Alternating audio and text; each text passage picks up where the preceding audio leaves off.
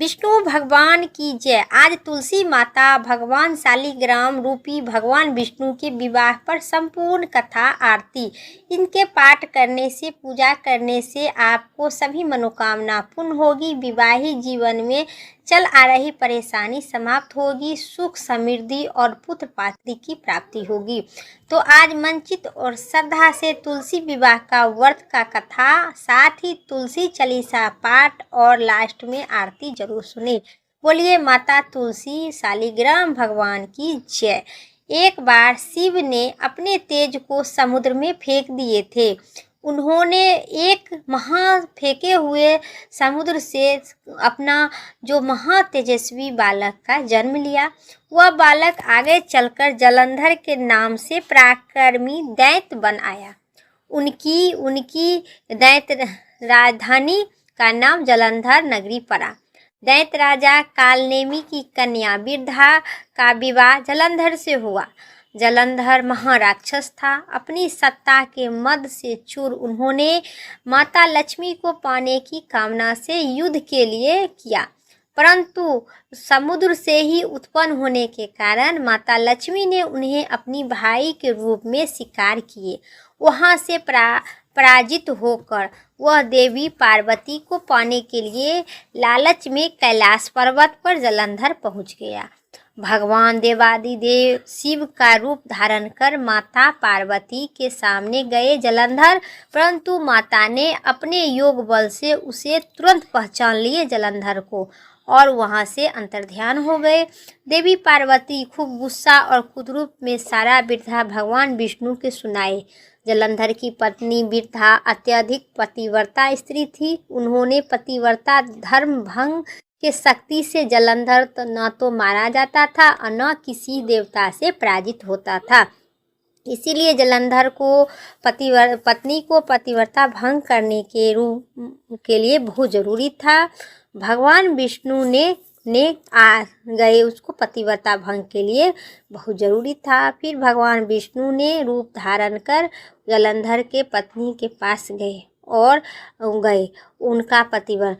इसी कारण भगवान विष्णु ऋषि का वेश धारण कर वन में जा पहुँचे। वहाँ बिरधा अकेली भ्रमण कर रही थी।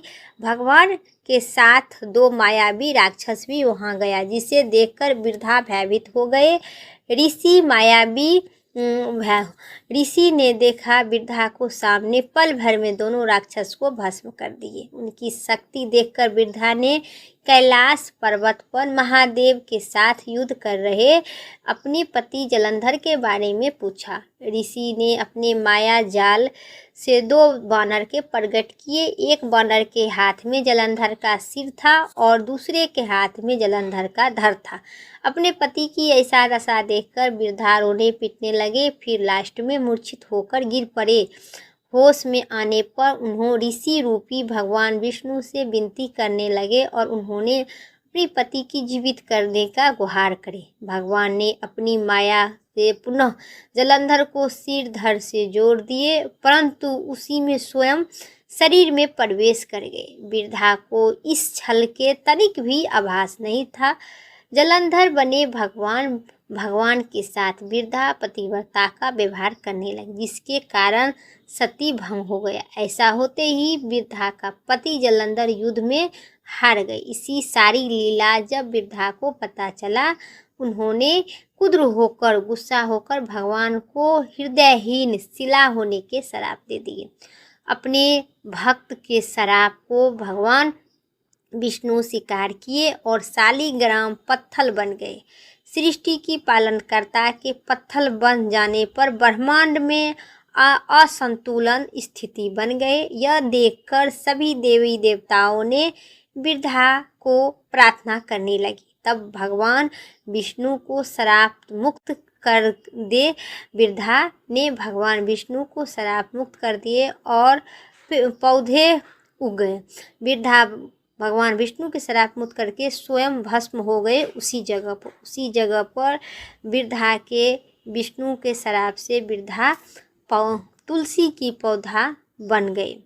भगवान विष्णु ने बिरधा से कहे, हे बिरधा, तुम अपने सती के कारण मुझे लक्ष्मी से अधिक प्रिय हो गए हैं। अब तुम तुलसी के रूप में सदा मेरे साथ रहोगी। तब से हर कार्तिक मास के शुक्ल पक्ष के एकादशी के दिन, देवउठनी एकादशी के दिन तुलसी विवाह के रूप में मनाए जाते हैं। जो मेरे शालिग्राम रूप के साथ तुलसी का विवाह करेगा उसे इस लोक और परलोक में विपुल यज्ञ की प्राप्ति होगी।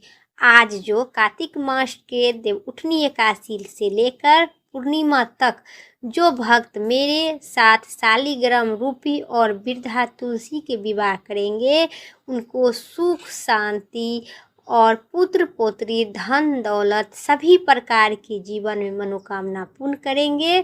साथ ही वैकुंठ धाम में अपने राजपाल द्वार बनाकर रखेंगे। बोलिए वृद्धा माता तुलसी माता की जय। और सुनिए तुलसी माता की कृपा प्राप्ति करने वाली एक वृद्धा बुढ़िया माई की कहानी विस्तार से।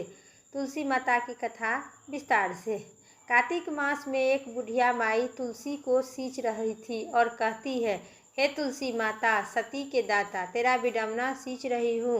मुझे बहू दे, पीताम्बर की धोती दे, मीठे मीठे घास दे, बैकुंठ में बास दे, चटक की चाल दे, पटक की मौत दे, चंदन का खाट दे, रानी स्वराज दे, दाल भात भोजन दे और एकादशी की मौत दे, श्री कृष्ण जी के कन्हा दे। तब तुलसी माता यह सुन कर सूखने लगी तो भगवान विष्णु ने पूछे, हे तुलसी, तुम क्यों सूख रही हो? तुलसी माता ने कहा कि एक बुढ़िया रोज सवेरे सवेरे आती है और यही बात मुझे कहकर जाती है। मैं सब बात तो उसे पूरा कर दूंगी, लेकिन श्री कृष्ण के कन्हा कहाँ से लाऊंगी? तो भगवान श्री कृष्ण बोले, जब बुढ़िया मरेगी तो मैं अपना कंधा देने के लिए आऊँगी, तू बुढ़िया माई से कह देना। बाद में बुढ़िया माई मर गई। सब लोग उन्हें उठाने गए। तब जब माई को ले जाने लगा तो किसी से न बूढ़ी माई उठी। तब भगवान एक 12 वर्ष के बालक के रूप धारण कर सभी मनुष्य के बीच में आए तो बुढ़िया माई को कान में जाकर बोली। बालक के कान में कहे अनुसार बुढ़िया माई मन से निकाल दे, पीताम्बर की धोती ले, मीठे मीठे घास ले, बैकुंठ में बास ले, चटक की चाल ले, पटक की मौत दे, चंदन सौ खाट ले और रानी सौ राज ले, श्री कृष्ण जी के कन्हा ले। कि बुढ़िया माई हल्की हो गई। भगवान श्री कृष्ण अपना कन्हा दिए और बुढ़िया माई के मुक्ति मिल गई।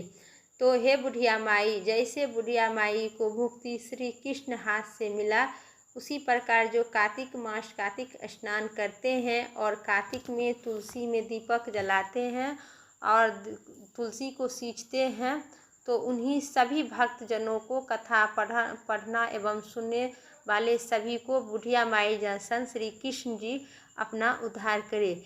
श्री कृष्ण, हे बुढ़िया माई, जैसे श्री कृष्ण भगवान बुढ़िया माई के मुक्ति धाम दिए उसी प्रकार सभी को मिले। बोलिए तुलसी माता की जय। अब सुनिए सभी कथा सुनने के बाद लप्सी तपसी की कथा, साथ ही तुलसी माता की आरती विस्तार से। एक लप्सी थी, दूसरी तपसी थी।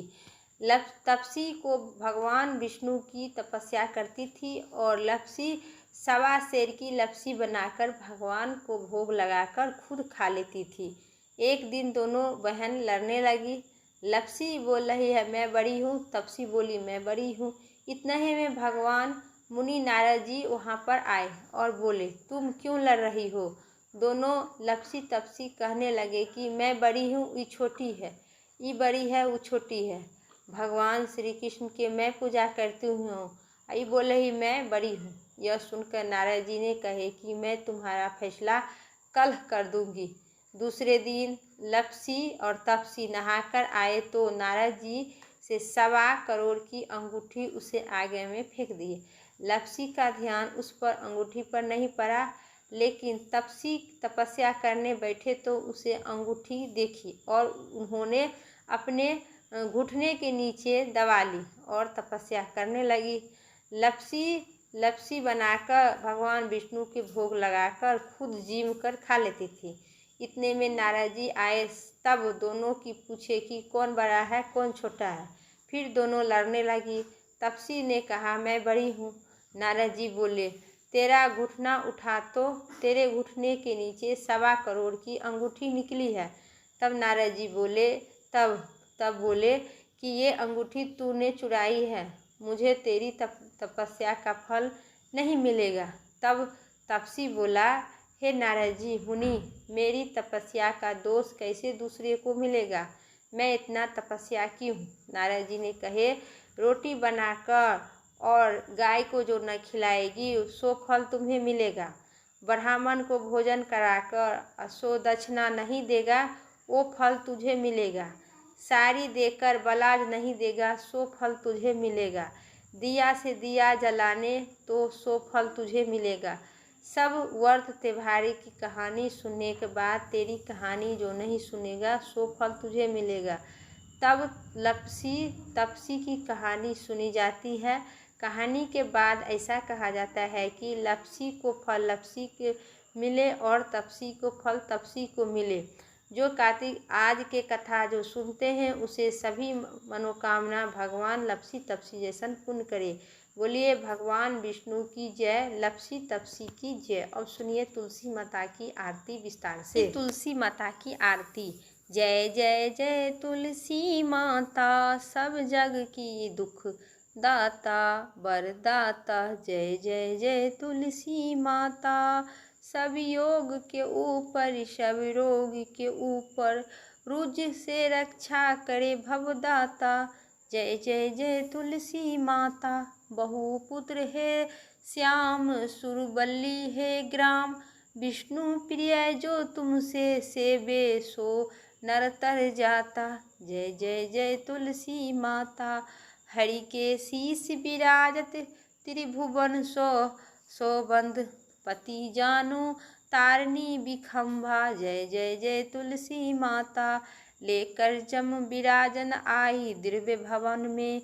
मनोबल तुम्ही है सुख संपत्ति पाता। जय जय जय तुलसी माता, हरि को तुम अति प्यारी श्याम बरन तुम्हारी। प्रेम अजब है उनके तुमसे कैसा। जय जय जय तुलसी माता।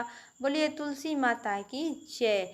मेरा संपूर्ण कथा इतना ही तक था। उम्मीद करते हैं इस वीडियो अच्छी लगे तो लाइक करें, चैनल पर नए सब्सक्राइब करके कमेंट बॉक्स में तुलसी माता की जय ज़रूर लिखें, साथ ही भगवान विष्णु की जय ज़रूर लिखें। फिर अगली वीडियो लेके आते हैं, तब तक के लिए तुलसी माता की जय।